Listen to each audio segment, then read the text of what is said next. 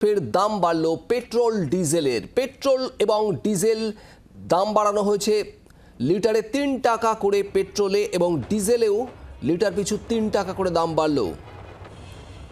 আশঙ্কা ছিলই, আর সেই আশঙ্কাকে সত্যি করেই দাম বাড়ল পেট্রোল এবং ডিজেলের। লিটার পিছু 3 টাকা করে বাড়ল দাম।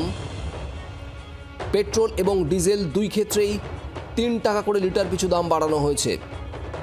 পশ্চিম এশিয়ার টালমাটাল পরিস্থিতি, হরমুজ প্রণালী দিয়ে তেল পরিবহনের সমস্যা, এই সমস্ত কিছু জেরেই গত কয়েকদিন ধরেই যোগানে ঘাটতি ছিল, আর সেই জায়গা থেকেই দাম বাড়ার আশঙ্কা তৈরি হচ্ছিল সব মহলেই। অবশেষে লিটারে 3 টাকা করে দাম বাড়ল পেট্রোল এবং ডিজেলে। অয়ন ঘোষাল আমাদের প্রতিনিধি রয়েছেন আমাদের সঙ্গে সরাসরি। অয়ন, 3 টাকা করে লিটার পিছু বাড়ল পেট্রোল ডিজেলের দাম, ঠিক কি জানা যাচ্ছে? পেট্রোলের দাম 3 টাকা বেড়েছে প্রতি লিটারে, ডিজেলের দাম 3 টাকা 11 পয়সা বেড়েছে প্রতি লিটারে। কলকাতার ক্ষেত্রে এই দাম আজ সকাল 6টা থেকে কার্যকর হয়ে গেছে।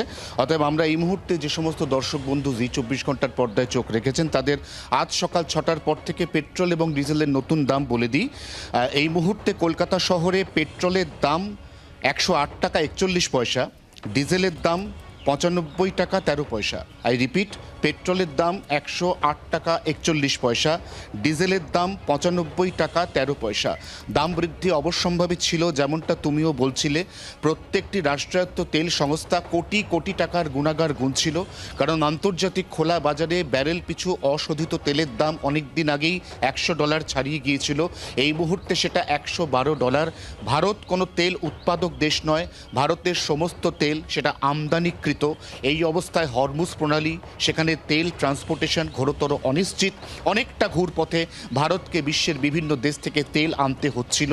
এই অবস্থায় তেলের দাম গতকাল পর্যন্ত 14 তারিখ পর্যন্ত নিয়ন্ত্রণে রাখার পর অবশেষে কেন্দ্রীয় পেট্রোলিয়াম মন্ত্রক তারা সিদ্ধান্ত নিয়েছে এই মূল্য বৃদ্ধি যা অবশ্যম্ভাবী সেটা বাড়াতে হবে। তাই বর্ধিত নতুন দাম আজ সকাল 6টা থেকে কার্যকর।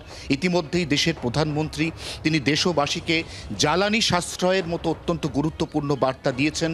অনেক জায়গাতে সপ্তাহে 2 দিন ওয়ার্ক ফ্রম হোম, সেই ভাবনা চিন্তা চলছে দেশের অনেকগুলি অঙ্গরাজ্যে। অতএব নিঃসন্দেহে এই মূল্য বৃদ্ধি অবশ্যম্ভাবী ছিল এবং কার্যক্ষেত্রে সেটাই ঘটল।